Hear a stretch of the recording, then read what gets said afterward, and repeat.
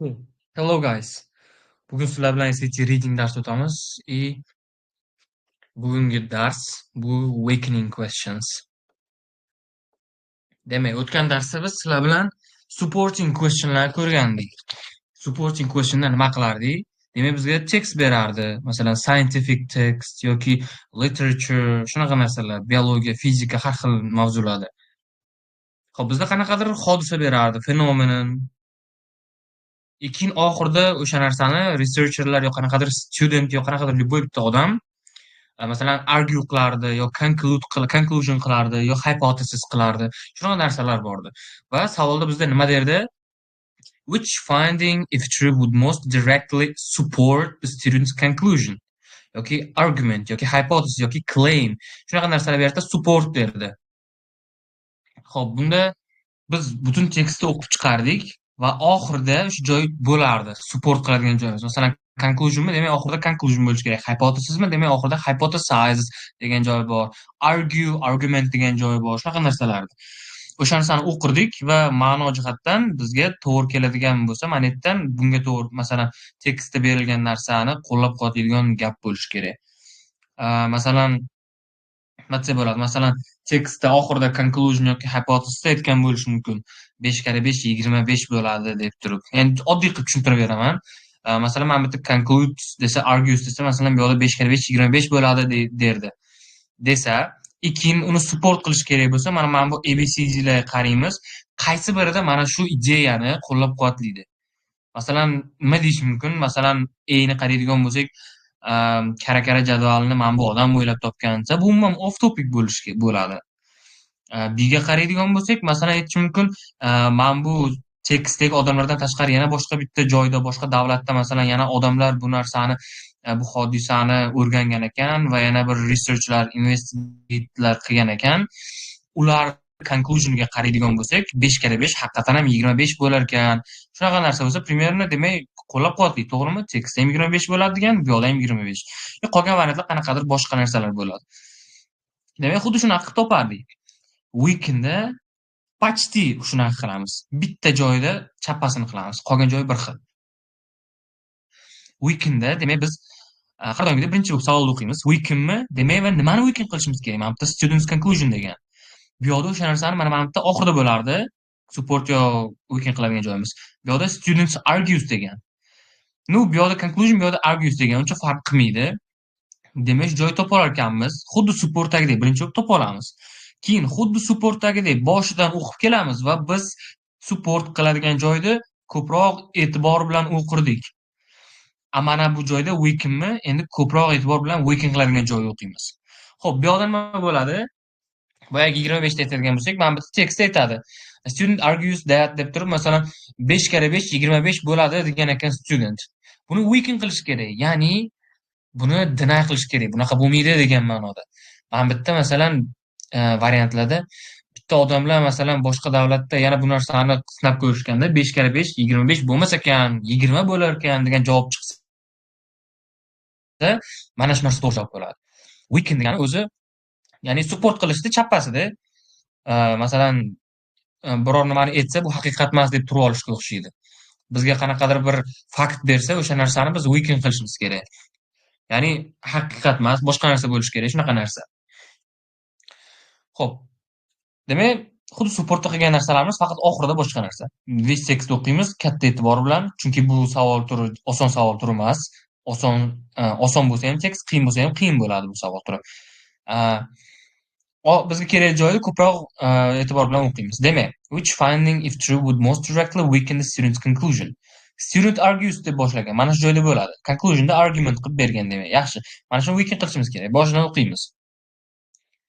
Matthew D. Rockledge and team examined whether consumer ratings of movies can predict box office success. Demak, mana bu Rockledge degan odam bilan uni komandasi bitta narsani test qilishdi. U nima narsa? Demak, kinolarning tomoshabinlari kinolarga reyting qo'yadi-yu, ana shu narsa box office'da muvaffaqiyatini ko'rsatib bera oladimi, deyapti. Demak, kinolarga qo'yilgan baholar box office'da muvaffaqiyatini ko'rsatib bera oladigan narsami, deyapti. Predict qilib bera oladimi, deyapti. Yaxshi. The team considered both numeric stars ratings and written reviews in their research. Demak, komanda o'zini researchida, demak, ikkita narsalardan foydalanibdi. Birinchisi bu yulduzlar bilan baho qo'yish, ikkinchisi written reviews, ya'ni komment. Bu nima degani? Masalan, bizga qanaqadir kino ko'rsak yoki qanaqadir приложение ishlatsak, bizga chiqadi, bitta narsa chiqadi notification bo'lib. Приложение sizga yoqdimi yoki kino yoqdimi, yoqqan bo'lsa, masalan, 5 ta yulduz beradi, baho bering, 5 dan 5 yulduz, 4 dan 4, 4,5 shunaqa. O'shanaqa usulda ishlatish numeric star rating o'sha yulduzga qarab, masalan 5 dan 5, 4, 5 dan 4 shunaqa baho qo'yish va written reviews. Written reviews bu nima? O'sha yulduz baho qo'yishdan tashqari yana komment yozsalar ham bo'ladi. Masalan, "Vau, bu juda zo'r kino ekan. Anchadan beri bunaqa yaxshi kino ko'rmagandim" yoki umuman yaxshi emas kino ekan, menga yoqmadi. Shunaqa kommentlar yozsalar ham bo'ladi. Demak, ikkita yo'l, bittasi shunaqa yulduzchaga qarab baho berilgan, baholar ishlatgan, keyin kommentlarni. Yaxshi. To analyze the written reviews, the team measured the emotionality, the degree to which a written review expresses an emotional reaction of users' reviews on a movie rating website, assigning each review an emotionality score. Demak, men bu yozilgan kommentlarni analiz qilish uchun komanda emotionality ratingni baho qo'yishdi demak. Emotionality nima degani? Bu aytgan the degree to which a written review expresses an emotional reaction. Demak, men bu yozilgan komment qanchalik emotsiya bilan yozilgan. Masalan, qanaqa bo'ladi bu? Masalan, bitta odam yozgan, bitta kinoni ko'rib bo'lgandan keyin, "Vau, bu juda zo'r kino ekan. Anchadan beri bunday yaxshi kino ko'rmagandim va nihoyat shunaqa zo'r kinolar ishlab chiqarishyapti yana" deb yozadi. Bu pozitiv va high, baland bo'lgan pozitiv komment. Yoki-da bittasi aytadi, "Umuman rasvo kino ekan, menga umuman yoqmadi. 2 soatimni bekorga sarfladim, ko'rmasam bo'lar ekan" desa. Bunisi ham high comment, ya'ni degreesi high bo'lgan comment. Просто bu negative comment. Yana bittasi aytish mumkin, "Ну да, нормально. Boshqa kinolarga o'xshaydi. Ha, ajratib turadigan narsasi yo'q boshqalardan." Shunaqa. Buni degreesi normal, medium va befarqroq, chunki yomon ham ko'rmayapti, yaxshi ham ko'rmayapti. Bu normal, o'rtacha. Okay, the team measured the emotionality of user reviews on a movie rating website. Demak, kinolar vebsaytida o'sha kinoga yozilgan kommentlarni shu emotionality'sini tekshirishgan ekan. Assigning each review an emotionality score. Har bitta yozilgan kommentga emotionality score, ya'ni ball qo'yilgan ekan. Masalan, 10 dan nechidir? 10 dan 10, 10 dan 5, 10 dan 7 shunaqa qilib turib. After reviewing this research, a student argues that emotionality of a movie reviews is unrelated to movie success at the box office. Demak, men shu researchni review qilib bo'lgandan keyin, ko'rib chiqqandan keyin, men bu student shu narsani aytibdi. Men shu emotionality kinoga emotionality bo'lgani, demak, kinoni box office'dagi muvaffaqiyatiga hech qanaqa aloqasi yo'q, deyapti. Demak, kinoga yozilgan mana bu revyular bor-u, kommentlar har xil. O'shalarning emotionality'si mana bu box office'ni muvaffaqiyatiga hech qanaqa aloqasi yo'q, deyapti. Demak, bizda argumentda, conclusionda aloqasi yo'q, deyapti. Demak, bu negativ narsa yozilgan mana bu yerda. Bizga nima kerak? Biz weaken qilishimiz kerak. Demak, bizda aloqasi bor degan ma'no beradigan narsa bo'lishi kerak. Farqi yo'q bu aloqa. Pozitiv bo'ladimi, negativ bo'ladimi, prosta aloqasi bor degan ma'noni chiqarib beradigan bitta gap topishimiz kerak biz mana bu variantlar ichidan. Xo'p, demak, topib oldik nima qilishimiz kerakligi. Mana bu emotionality'ni aloqasi yo'q degan, unrelated. Bizda related bo'lish kerak. Ketdik variantlarga. A. Movies that had the highest average emotionality scores received the lowest average star ratings on the movie rating website. Demak,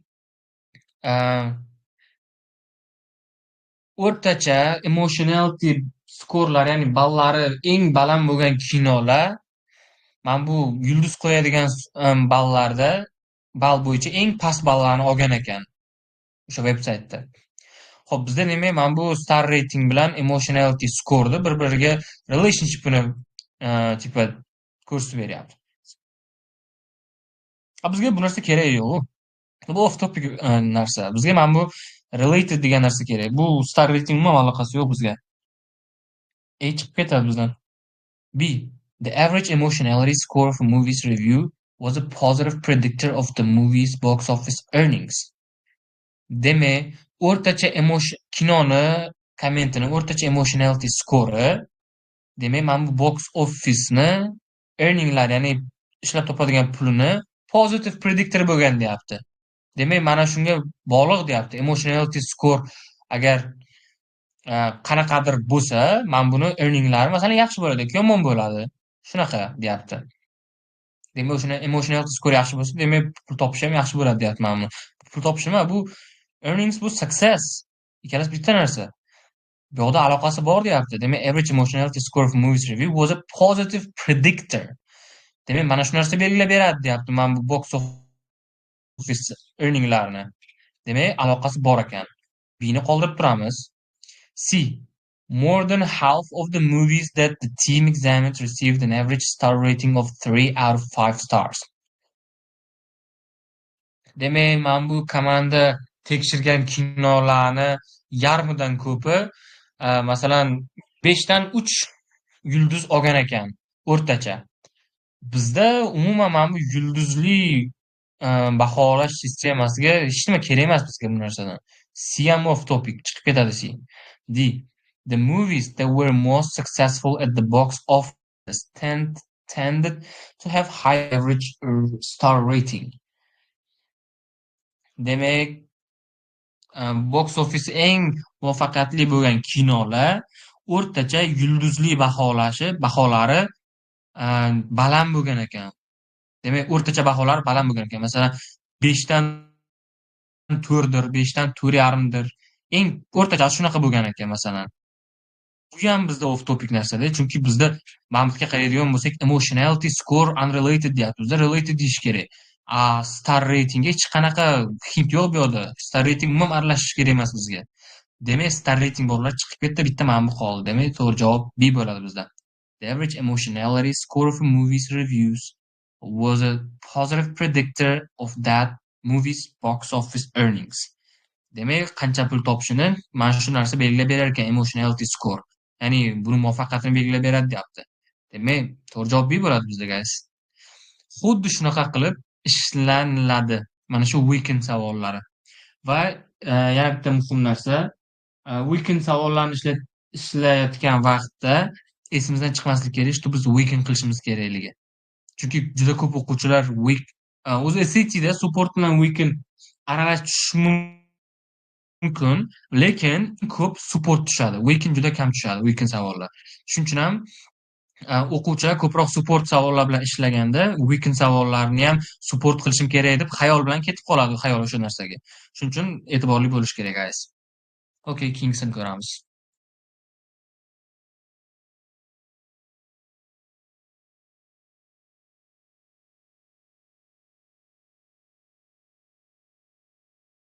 Okay.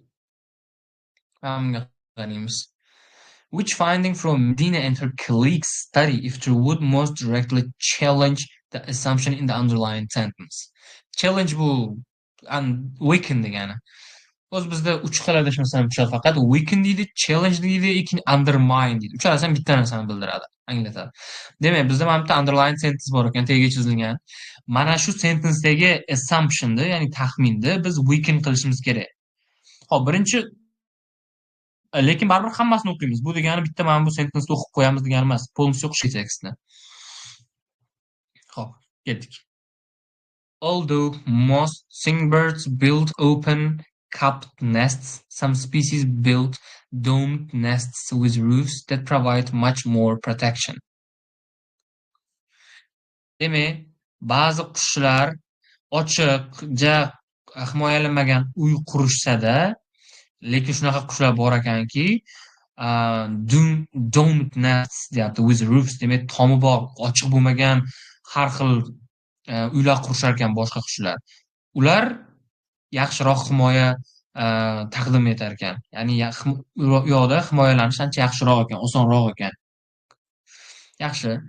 Many ecologists have assumed that domed nests would provide protection from weather conditions and thus would allow species that build them to have larger geographic range than species that build open nests do.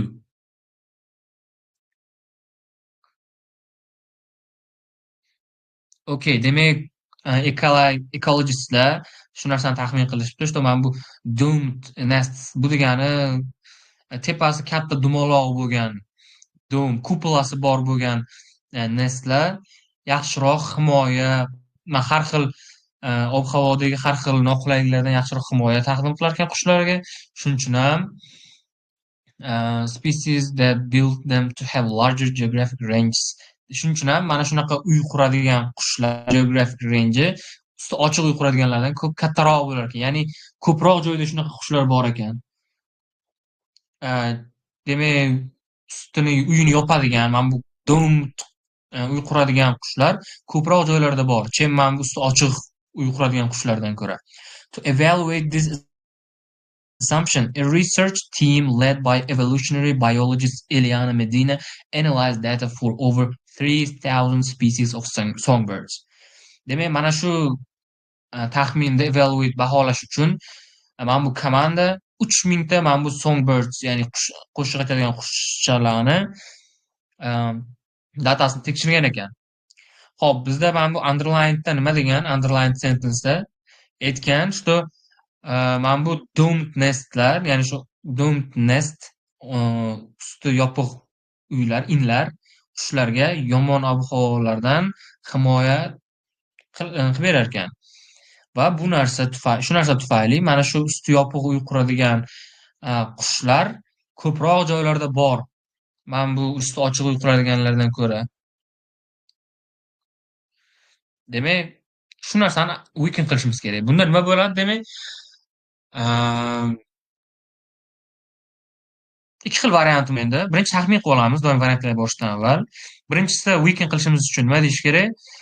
Mana bu doomed, ya'ni usti yopiq uylar himoya qilolmaydi yomon havolardan degan gap bo'lishi kerak. Yokida mana bu usti ochiq uy quradigan qushlar ko'proq joylarda, ya'ni ular ko'proq mana usti yopiq uy quradigan qushlardan ko'ra deyish kerak. Chunki bizda mana bu xuddi shu narsani chapasi aytilgan. Qaraymiz variantlarga. A. Species that build open nests tend to have higher extinction rates than species that build doomed nests. Extinction degani yo'qolib ketish degani. Demak, usti ochiq uy quradigan qushlar yo'qolib ketishi tezroq bo'lar ekan, mana bu usti yopiq uy quradiganlarda. Guys, bizda xuddi shu narsa aytilgan mana bu yerda ham. Ya'ni yo'qolib ketadi demagan, просто bular ko'proq mana bu usti yopiq uy quradiganlar ko'proq deyapti. Bu degani mana shuni support qilib qo'yapti bu. Bizda weekend qilish kerak. Demak, A chiqib ketadi. B. Species that build open nests tend to be smaller in size than species that build doomed nests. Demak, usti ochiq uy quradigan qushlarni size, ya'ni razmeri kichkinaroq ekan. Mana usti yopiq uy quradigan qushlardan ko'ra kichkinaroq qushlar ekan bular. Bu tema bizda off topic bu narsa. Bizga aloqasi yo'q mana bu narsaga. C. Species that build open nests tend to use fewer materials to build their nests than species that build doomed nests do. Demak, mana bu usti ochiq uy quradigan qushlar usti yopiq uy quradigan qushlardan ko'ra kamroq materiallar ishlatar ekan. Ana o'zi uy qurganda har xil cho'paychalar, yana bir nimalar ishlatishadi. Qushlar o'shanaqani kamroq ishlatar ekan deyapti. Bu bizda umuman off topic narsa. Ya'ni kerak emasda bizga bunaqa qancha ishlatishi, umuman aloqasi yo'q. D. Species that build open nests tend to have higher, larger ranges than species that build doomed nests. Mana biz taxmin qilgan narsa, ikkita narsa taxmin qilgandik, ikkinchisi to'g'ri bo'lib chiqdi. Demak, qaranglar, mana bu aytgan. Species that build them demak, doomed nest quradiganlar, and this allows species that build them to have larger geographic range than species that build open nests do. Demak, mana bu doomed nest quradiganlar ko'proq ekan mana bu usti ochiq quradiganlardan ko'ra. Bu yoqda nima degan? Species that build open nests tend to have higher larger range species that build domed nests. Bu yoqda usti ochiq uy quradiganlar, usti yopiq uy quradiganlardan ko'ra ko'proq deyapti. Bizda challenge qilish kerak. Mana challenge qilib beradi mana shu variant. Demak, to'g'ri javob bizda D bo'ladi, guys. Faqat mana shu variantda bizda kerakli narsa bor ekan. Hozirgi qilganimizda variantlarga sal yugurib bora olmaymiz tekst o'qigandan keyin. Kerakli narsani tushunib olamiz, nima qilishimiz kerakligini tushunamiz, o'zimizni taxminimiz bilan birga boramiz mana bu yerga. O'sha narsaga qarab qidiramiz keyin. Taxminni ham to'g'ri qilish kerak, guys. Okay, let's continue.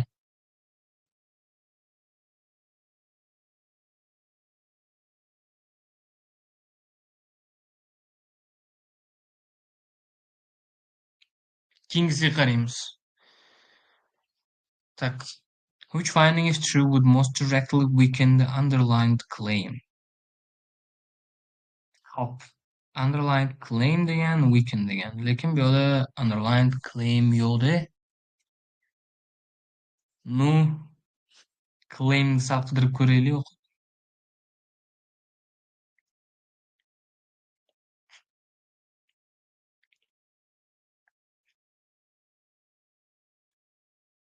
Okay, adashmasam mana bu oxirgi gap bo'lsa kerak.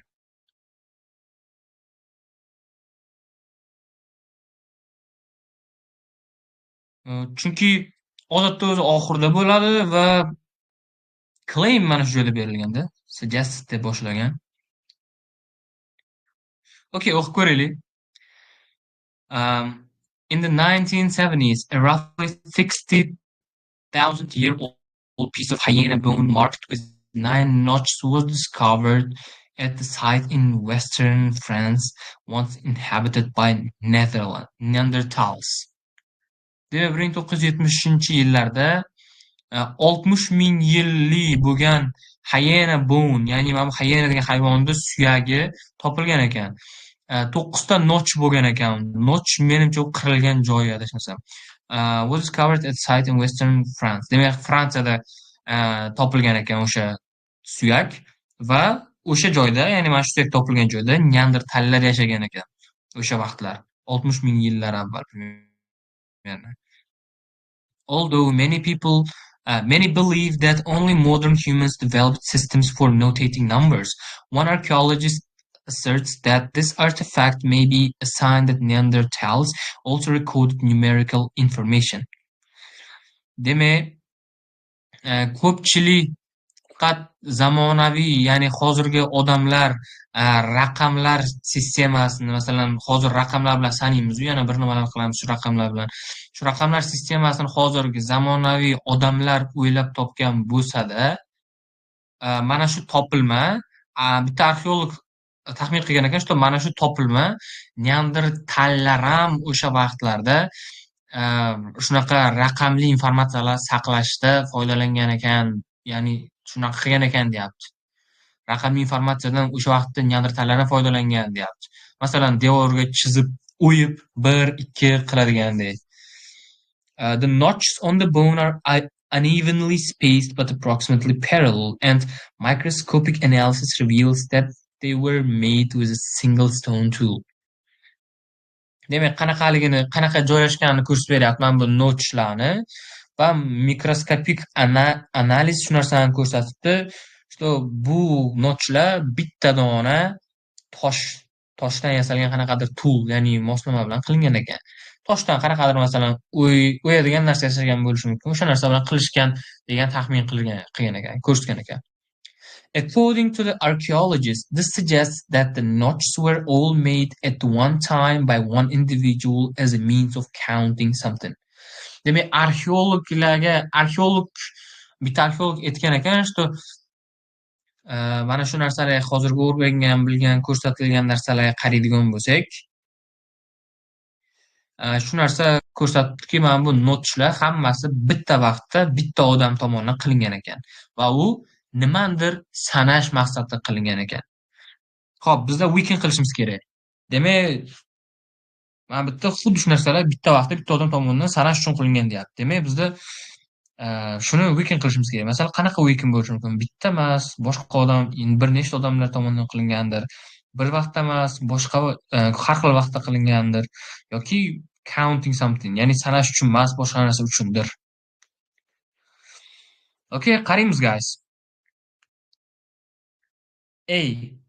Parallel lines are a common feature in modern humans' early systems for recording numerical information.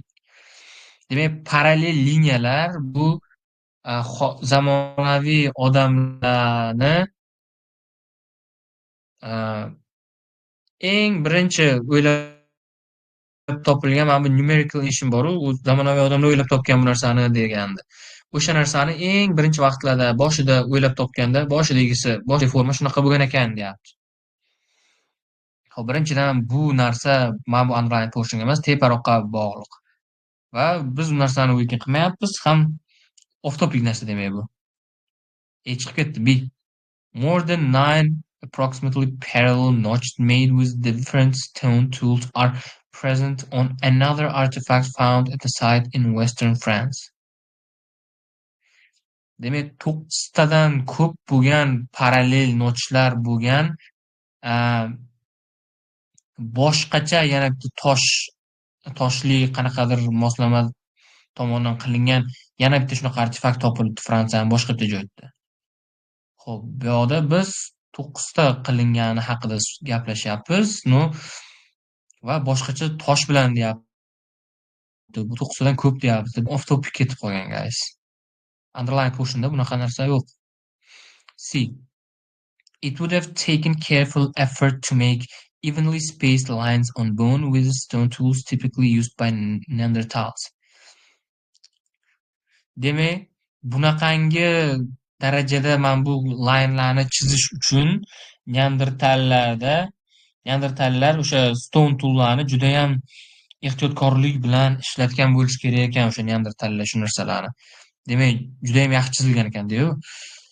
Xo'p, ehtiyotkorlik bilan, katta effort bilan qilish kerak deyapti. Lekin bu yoqda yana o'sha gap, bizda bu off topic. Bizda underline qilinimizga to'g'ri kelmaydi bu. Bizda mana bu yo har xil vaqtda qilgan bo'lish kerak, yo ko'pchilik qilgan bo'lish kerak deyish kerak, yoki mana bu counting uchun emas, boshqa narsa uchun ham deyish kerak. D. Decorative art discovered at another Neanderthal site in western France primarily features patterns of unevenly spaced parallel lines.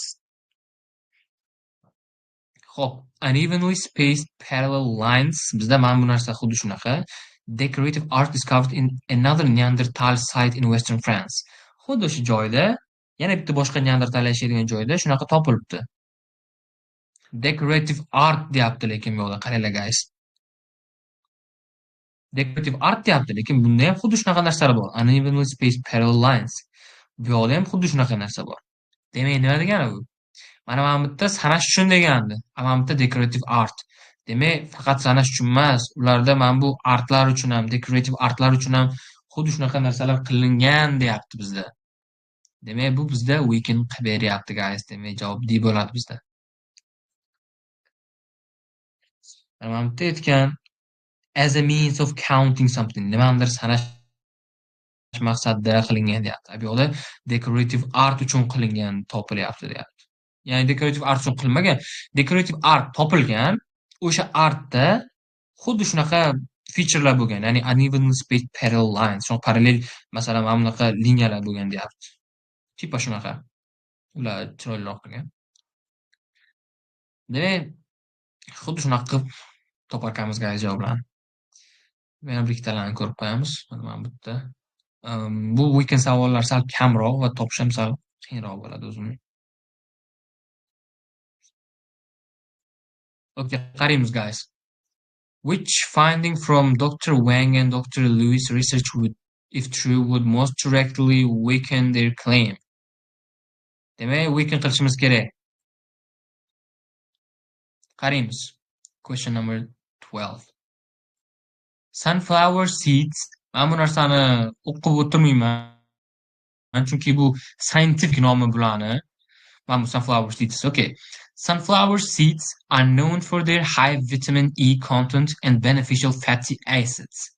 Demak, mana bu sunflower seedlar o'zini high vitamin E contenti va fatty acidlari, foydali fatty acidlari tufayli mashhur ekan.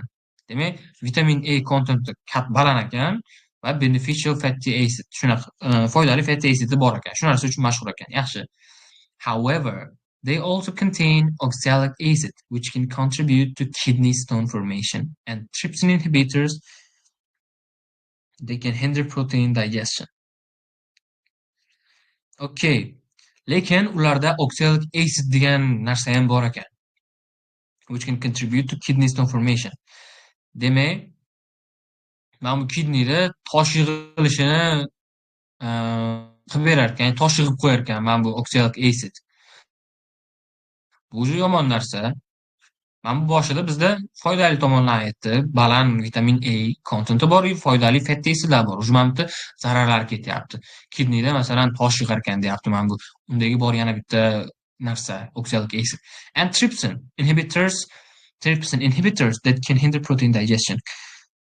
Demak, trypsin inhibitor degan narsa ham bor ekan, oxalic acid bilan birga. Bu narsa nima qilar ekan? Hinder protein digestion. Demak, proteinni digest qilishni to'xtatib qo'yar ekan. Hinder degan prevent degani, oldini olar ekan. Ya'ni hinder digest qila olmas ekan. Digest degani o'zbekchasida nimanidir yegandan keyin hazm qilish. Demak, proteinni hazm qilishini to'xtatib qo'yar ekan mana bu trypsin inhibitor. Bu ikkita narsa bizda negativ narsa uje.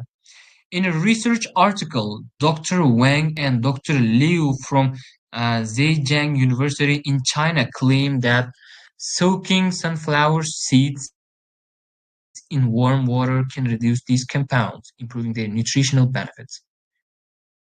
Okay, demak, artikelda mana bu ikkita doktor, Xitoydagi mana bu Zhejiang University doktorlari aytishgan ekan, что sunflower seedlarni mana bu warm water iliq suvda soak qiladigan bo'lsa, mana shu zararli compoundlarni, mana bu narsalarni, mana trypsin inhibitor bilan oxalic acidlarni reduce, ya'ni kamaytirar ekan deyapti. Improving their nutritional benefits.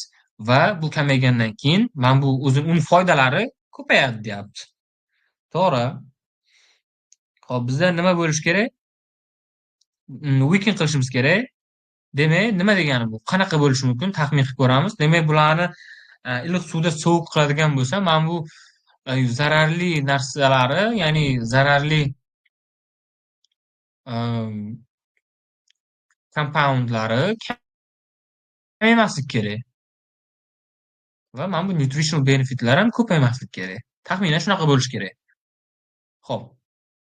Qidirib ko'ramiz variantlardan. A. Soaked sunflower seeds displayed significantly lower levels of oxalic acid and trypsin inhibitors compared to unsoaked seeds, enhancing their nutritional benefits and digestibility. Demak, mana bu soak qilingan sunflower seedlar ancha kamroq oxalic acid bilan trypsin inhibitorlarni ko'rsatgan ekan. Mana bu soak qilinmagan seedlarga qaraganda.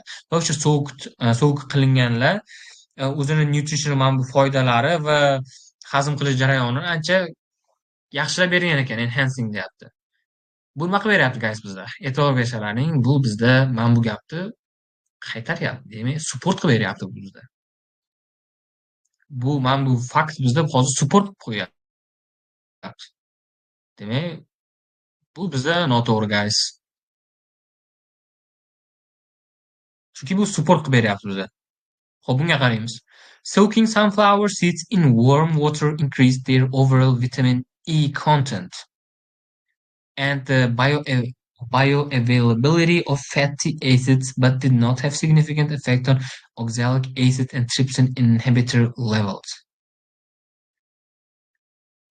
Okay, demak, soak bo'lgan sunflower seedlar, ya'ni mana bu iliq suvda increase their overall vitamin E content and bioavailability of fatty acids. Demak, E content, ya'ni mana vitamin E va fatty acidlari ancha ko'tarilgan ekan, but did not have a significant effect on acid and trypsin inhibitors. Lekin mana bu oxalic acid bilan trypsin inhibitorlarga hech qanaqa ta'siri bo'lmagan deyapti. Okay, mana reduce qiladi deyapti, yo'lda tamagan deyapti. Xo'p. Buni qoldirib turamiz, tortyapti chunki ozgina. Bunga qaraymiz. C. Both soaked and unsoaked sunflower seeds showed a decrease in oxalic acid and trypsin inhibitors content when roasted, but soaked seeds retained higher amount of nutrition. Demak, mana bu ikkala soak bo'lgan ham, unsoak bo'lgan sunflower seed ham qovurilganda oxalic acid bilan tripsini tushgan ekan. Xo'p, bizga tushgan degan ma'noda faqat qovurilgan demagan, qovurilganda emas. Iliq suvda soak qilinganda degan. Demak, bu ham bizda off topic guys, bu ham noto'g'ri. Off topic ketib qolgan. Qovurish bizda umuman kerak emas. Va agar qovurishni o'rniga warm water bo'ladigan bo'lganda ham bu suv ortib qo'yadi. Chunki tushar deyapti. Bizda ham bu yerda tushadi deyapti. Okay, D. The researchers discovered that sunflower seeds contain two compounds, phytosterols and squalane, which can improve digestion and reduce the risk of kidney stone formation. Demak, olimlar shu narsani topishibdi. Mana bu sunflower seedlarda ikkita compound bor ekan. Ikkita narsa, qanaqadir modda. Phytosterol degan va squalane degan. Va bular hazm qilish jarayonini ko'tarar ekan va kidneyda tosh yig'ilishini tushirar ekan. Xo'p. Hazm qilish ko'taradi deyapti. Bu bizda improving nutritional benefitsga kiradi. Reduce the risk of kidney stone. Xo'p, reduce deyapti. Demak, qanaqadir yomon narsani tushiradi deyapti. Lekin yomon narsa mana bu kidney stone formation, bu oxalic acidga yaxshi. Xo'p, bu narsa nima qilib beryapti, guys? Bu narsa bizni support qilib qo'yapti. Demak, javob bu ham emas. Qarasalang, mana bu digestion bu foyda, mana bu nutritional benefitlarga kiradi, tipi va reduce the risk of kidney stone formation. Kidney stone formation bu bizda mana bu oxalic acid kiydi. Demak, oxalic acid tushadi deyapti. Xuddi shu narsa mana bu yerda aytilgan bizda. Bu to'g'ridan to'g'ri support qilib beryapti bu gapni. Bizga bu narsa kerak emas. Xo'p, demak B qolib ketdi va katta ehtimol B bizda to'g'ri javob. Prosta katta ehtimol 99% bo'lib turibdi. Prosta 1% ni yanada aniqlashtira olamiz nima uchunligini. Soaking sunflower seeds in warm water increase their overall vitamin E content and the bioavailability of fatty acids. Yaxshi, vitamin E content bilan mana bu fatty acidlarni ko'tarib bergan ekan, mana bu iliq suvda soak qilgani. Bu yerda ham xuddi shunaqa deyilgan. But did not have a significant effect on oxalic acid and trypsin inhibitors levels. Bu yerda tushiradi degan, lekin bu yerda ta'siri bo'lmadi deyapti. Demak, kontradikt qilyapti ikkalasi. Bu narsa buni weekend qilib qo'yapti. Yarmi to'g'ri, yarmi noto'g'ri. Bizda hech qachon yarmi to'g'ri bo'lgan javob bo'lmagan yoki yarmi noto'g'ri bo'lgan. Bu yerda aytyapti, vitamin E content ko'tariladi, lekin mana bu oxalic acidga trypsin bilan inhibitorga hech qanaqa ta'sir bo'lmaydi deyapti. Demak, javob bizda B bo'ladi, guys.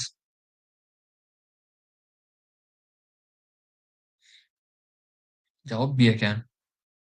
Mana xuddi shunaqa deganda, chunki reduce these compounds. Qaysi compoundlar? Mana bu oxalic acid bilan trypsin inhibitors. Mana bu did not have a significant effect on oxalic acid and trypsin inhibitor levels.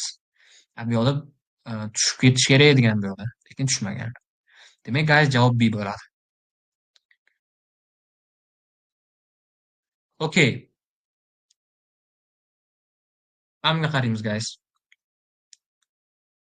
Which finding, if true, would most directly weaken the second research team's hypothesis?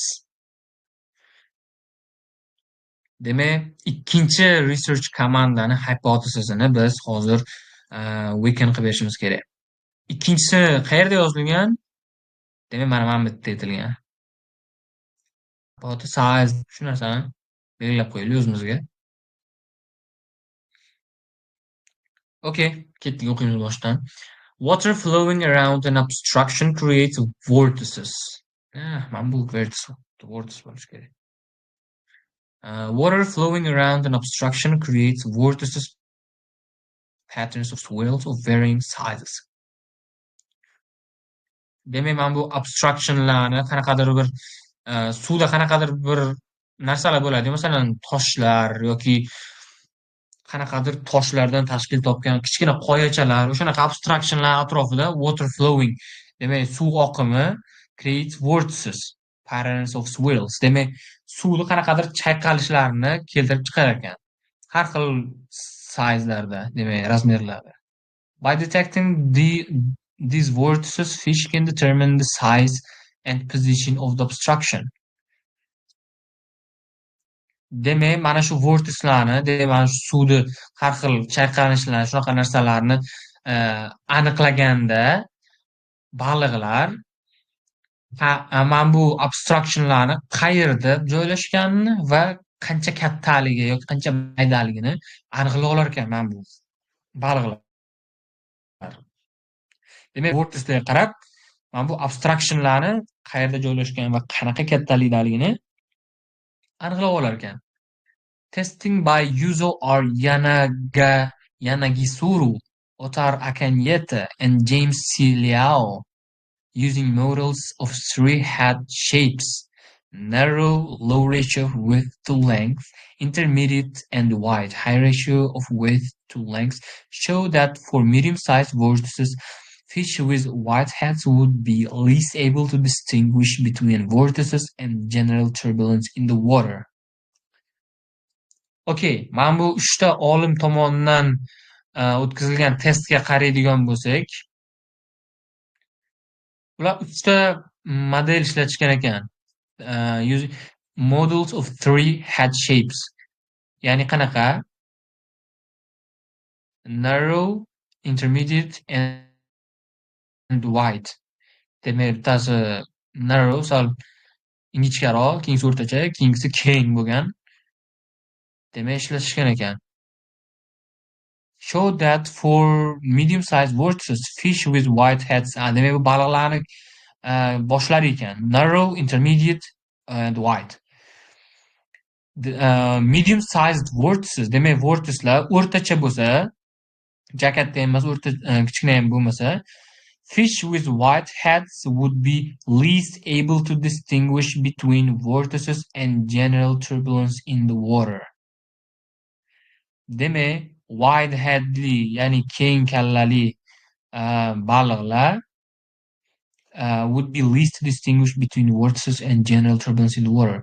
Demak, mana bu suvdagi vortislarni, ya'ni suv har xil tebranishlar va har doim bo'ladigan turbulentlik holatlarini aniqlashda aniqlay olmaslik bo'yicha mana bular orasida eng zo'r ekan. Ya'ni aniqlay olmas ekan umuman. Qaysi biridir eng zo'r aniqlasa va qaysi biridir umuman aniqlay olmasa, o'sha eng aniqlay olmaydigani white headlar ekan mana bu. Qiynalar ekan juda aniqlashda. Nimani aniqlashda? Mana bu vortislar, ya'ni suvni har xil qimirlash, masalan,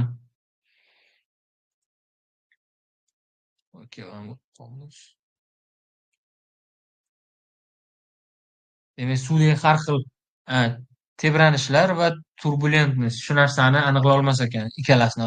Mana bu bittasi obstruction tufayli bo'lganini, bittasini esa har doim bo'lib turadigan turbulentность. Shuni aniqlay olmas ekan. A second research team has therefore hypothesized that in low visibility conditions, wider-headed fish will be less likely than narrow-headed fish to detect obstructions. Demak, mana bu ikkinchi komanda hypothesize in low conditions, ya'ni ko'rish juda qiyin bo'lgan holatlarda wide-headed fish, demak, bizda mana bu kengroq bo'lgan, kallasi kattaroq bo'lgan mana baliq will be less likely than narrower-headed fish to detect obstructions. Mana bu obstructionlarni, ya'ni har xil qoyachalar, mana shu obstructionlarni aniqlashda narrow-headed fishdan ko'ra yaxshi emas ekan. Demak, mana bu narrow-headed fish yaxshiroq ekan bunda, wider-headed fishdan ko'ra yaxshiroq ekan mana bu obstructionlar aniqlashda. Xo'p, bizda mana shu narsa. Hop, bizda claim nima, hypothesis nima? Demak, narrower-headed fish yaxshiroq aniqlar ekan mana bu wider-headed fishdan ko'ra. Mana bu low visibility conditionda obstructionlarni yaxshiroq aniqlar ekan. Bizda nima deyish kerak? wider headed fish yaxshiroq aniqlay olishi kerak deyish kerak bizda. Mana bitta buni weekend qilishim guys. Okay, qaraymiz variantlarga. A. A study using obstructions that created medium-sized vortices in low visibility conditions found that some specimens of dusky smooth hound, Mustelus canis, which has relatively narrow head, bumped into obstructions more often than other specimens of the same fish did. Demak, bitta study o'tkazishibdi. Unda mana bu abstractionlar o'rtacha kattalikda bo'lgan vortislarni ko'rish qiyin bo'lgan holatlarda yasab berishibdi. Demak, sun'iy tarzda qilib berishibdi. Found that some specimens of dusky smooth hound. Demak, mana bu dusky smooth hound bizda narrow head ekan. Bumped into the obstructions more often than other specimens of the same fish did. Demak, abstractionlarga o'zini tipidagi ba'zi baliqlardan ko'ra ko'proq urilgan ekan. Bu nima degani? Dusky smooth houndlarni ba'zi birlari boshqa dusky smooth houndlardan ko'ra ko'proq urilibdi abstractionlarga. Ya'ni suzib ketayotganda aniqlay olmaydi-yu bular. Tars uriladi bittasiga. Shunaqa urilganlar mana bunda ko'proq bo'lgan ekan. Va ikkalasi ham bitta tipda bo'lyapti. Dusky smooth houndda. Prosta ba'zilari ko'proq urilyapti, ba'zilari kamroq. Bizda bu yoqda wider headed bilan narrower headed berilgan. Demak, bu yoqda ham biz ikkalasini solishtirishimiz kerak nimadirlar qilib. Faqat bittani emas. Demak, javob mana bu A javob emas. A bizda off topic. Ya'ni off topic emas, prosta keraksiz ma'lumot. Ikkita bir xil tipdagi baliqlar bizga solishtirish umuman kerak emas. Ortiqcha narsa bizda.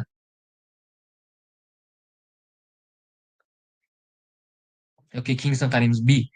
A study using obstructions that created medium-sized vortices in low visibility conditions found that narrower-headed dusky smooth hound, Mustelus canis, bumped into obstructions more often than the wider-headed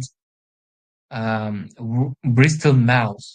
Bu nimadir scientific nomi did. Okay.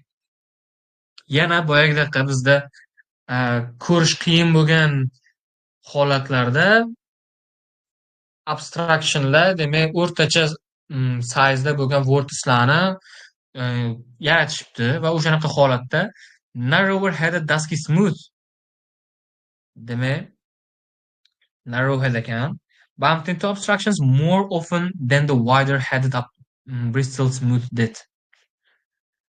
Xo'p, demak, mana bu narrow headed baliq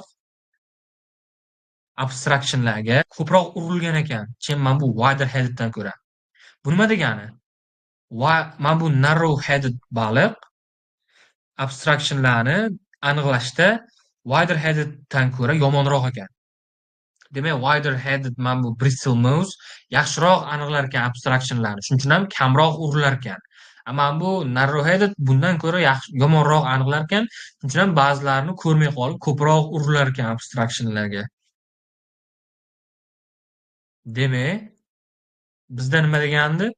Wider headed fish will be less likely deyapti. Demak, bizda wider headlar yomonroq bo'lgan narrow headdan ko'ra deyapti. Bu yoqda esa wider head kamroq urilyapti. Bu degani wider head zo'rroq buni aniqlashda, bundan yaxshiroq bo'lgan ancha deyapti. Demak, bu narsani to'g'ridan to'g'ri weekend qilib beryapti bu gap. Demak, to'g'ri bo'ladi mana shu javob. Boshqalarga qarab ham o'tirish shart emas-da.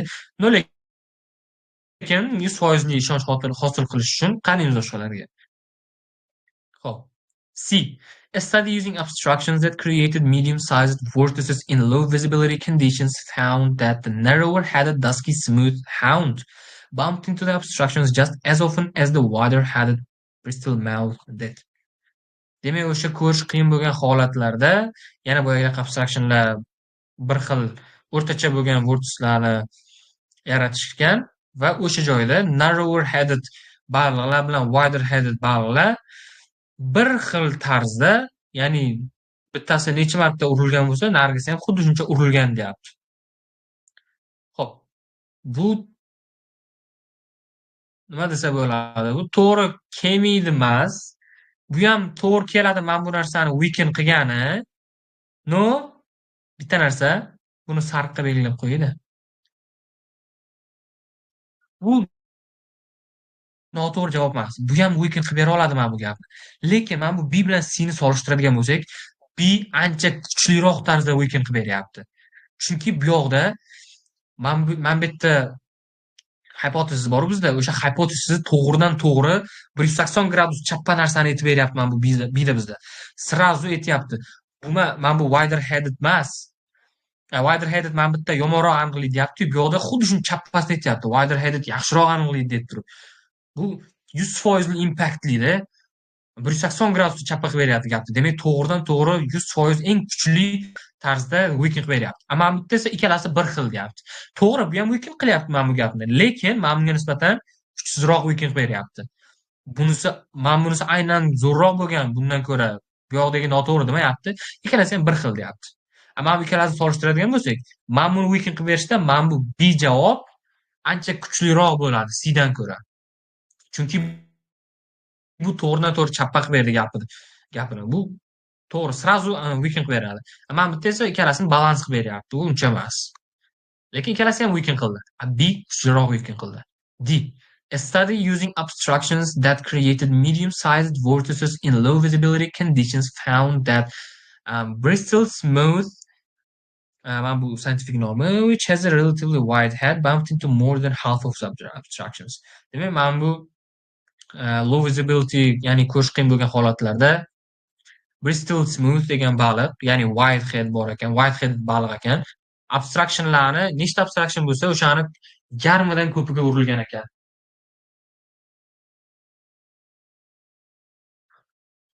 Xo'p. Mana bu yerda aytgan wider headedlar will be less likely deyapti. Ya'ni yaxshi topolmaydi, determin qila olmaydi deyapti. Bu yoqda xuddi o'sha baliq abstractionlar yarmidan ko'piga urildi deyapti. Xo'p, bu tipa bizda support qilib qo'yapti mana bu yerda. Yaxshi topa olmaydi, yaxshi aniqla olmaydi deyapti. Bu yoqda yarmidan ko'piga urilgan deyapti. Yaxshi topa olmagani uchun, aniqlolmagani uchun yarmidan ko'piga urilyapti. Demak, bu bizda support qilib qo'yapti. Lekin yana bitta narsa yetmayapti-da bu support qilgani bilan. Bizda comparison yetmayapti. Mana bu yarmidan ko'pga urilgandan ko'ra, mana bu narrower headed fishdan ko'ra ko'prog'iga urildi deganda yanada yaxshiroq bo'lardi, lekin hozir ham support qilib beryapti. Men aytgan narsa prosta mana bunday yashil va sariq bo'lib qolardi. Men aytgan narsa yashil bo'lardi, mana bu javob D sariq bo'lardi.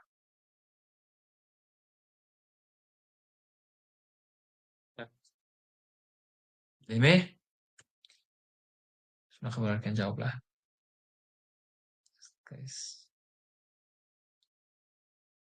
Xo'p. Demak, xuddi shunaqa topamiz, guys. Birinchi o'rinda esingizda qolsin, doim weekendni weekend qilish kerak. Miyada turishi kerak bu. Support. Adashtira olmaslik kerak. Adashtirsalaring o'zlaringga muammolaring ancha ko'payib ketishi mumkin. Demak, videoni qaytadan ko'rishlaringni maslahat beraman, chunki bu tema anchagina qiyin. SAT o'qiydiganlar anchasini duxini olib qo'yadigan tema. Weekend qilish, support qilish ikkalasi ham. Shuning uchun qayta ko'ringlar, qayta yaxshiroq tushuninglar, hamma narsani analiz qilinglar, o'zlaringga xohlasalar bitta metoddan bo'ylab topib olinglar. Thank you guys for watching.